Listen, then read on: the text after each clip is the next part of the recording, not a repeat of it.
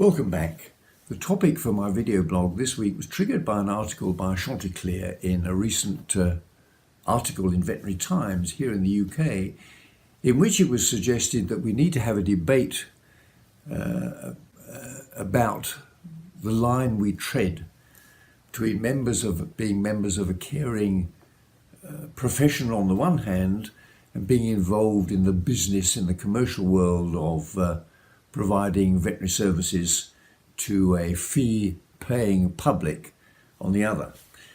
Now, I had assumed that we had had that debate 20 or more years ago, and that the conclusion we reached was that as members of a caring veterinary profession, our obligations were related to the link between ourselves as veterinarians or as veterinary nurses and our clients, and were to do with the health and welfare of their animals, our patients.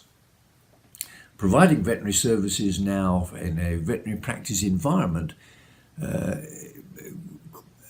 is of course much more complex than that.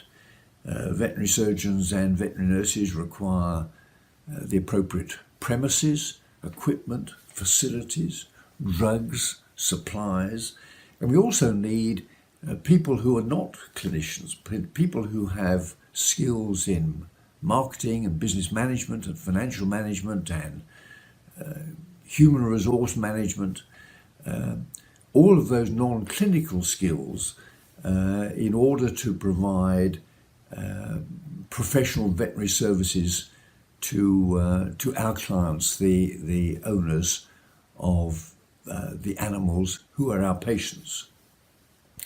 The more sophisticated veterinary practice becomes, the greater the cost and the greater need for better and more sophisticated business management skills.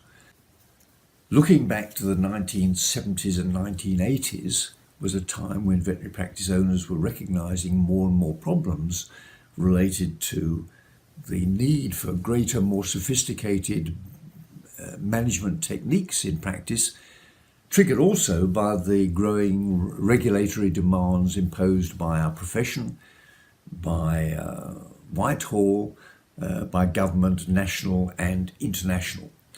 And the sort of problems we faced were outlined very much by Michael Gerber in his book, The EMyth Revisited.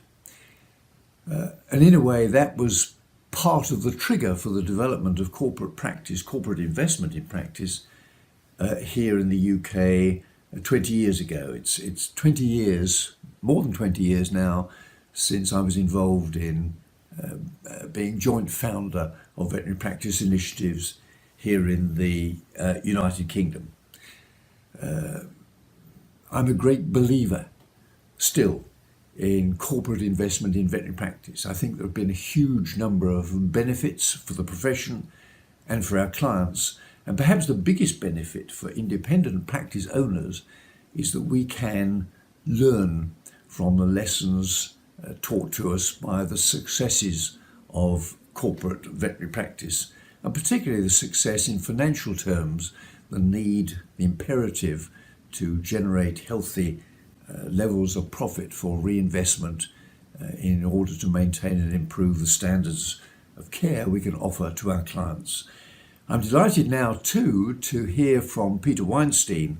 A year or two back, Peter Weinstein is a good friend of mine, a veterinarian, business consultant based in California, and Peter informed me 2 years ago that he now is the joint author of an updated version of Michael Gerber's book. This one is called The EMyth Veterinarian, Why Most Veterinary Practices Don't Work and What to Do About It, co-authored by Michael Gerber and Peter Weinstein. If you haven't read it, I strongly recommend that you do. I'm sure you can find it on Amazon. It's a book that I read and reread on a continuous basis, and every time I read it, I learn something new.